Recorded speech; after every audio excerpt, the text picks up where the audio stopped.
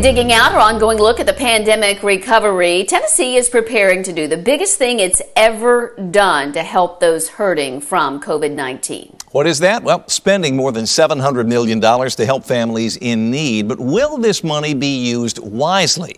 Fox 17 News' Dennis Ferrier investigates. Let's be honest, the federal stimulus package was like throwing money at the wall. A bunch of people got money who suffered zero economic impact from COVID. Now the state gets its mini version of COVID relief. Are they going to do a good job? TANF, the program no one heard of until this year, a program so underutilized it just sat in the Tennessee Treasury and grew. Temporary assistance for needy families, a federal block grant, $190 million a year, is now $741 million in Tennessee. The money has to be used for families. You have to have kids to apply, but after that, there's plenty of room to be creative. Stephanie Witt, Vice President of the free market think tank, the Beacon Center of Tennessee. I think now is the time to act. It's the perfect opportunity not only to help families across the state, but also after the pandemic is over.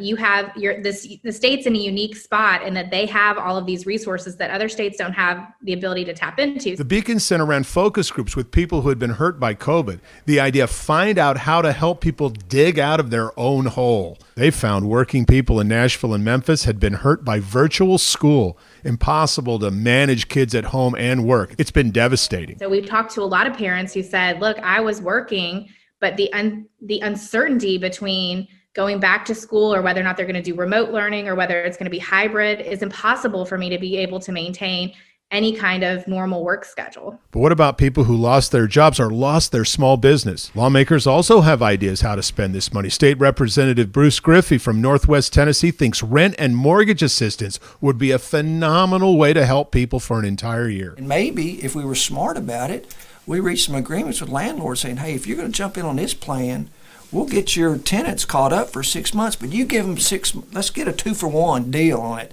Give them a discount so we could turn that $750 million TANF budget potentially into $1.5 billion in rental assistance relief. Bo Watson from Chattanooga has proposed a comprehensive plan for TANF that would spend $300 million and would include an extensive application process as well as auditing. Because how awful would it be if this opportunity was wasted? We asked the governor, can the state do this effectively? You know, it's a lot of money, and government always doesn't do things well, as you know. Even the federal stimulus, giving money to people who never were out of work for an hour, people like myself, didn't need the money.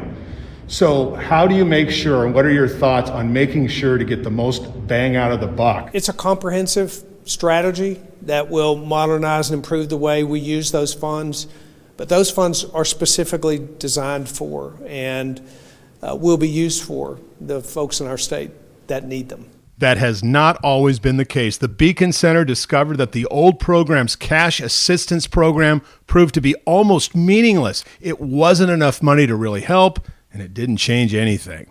Get people back to work, get people in better jobs, help them with the obstacles that are preventing them from these goals like childcare, transportation, job programs.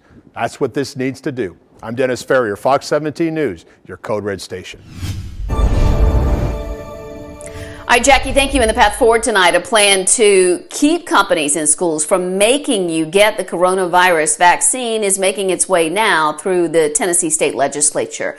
Right now, we have religious exemptions if someone doesn't want to get a vaccine, but the religious exemption is null and void during an epidemic, like we're seeing now, as the law is currently written. And state legislators are sponsoring 2 bills to change the law. Gary Humble with Tennessee Stands tells me this is about constitutional rights more than anything. But as we've seen now over the past year, our government operate in different ways.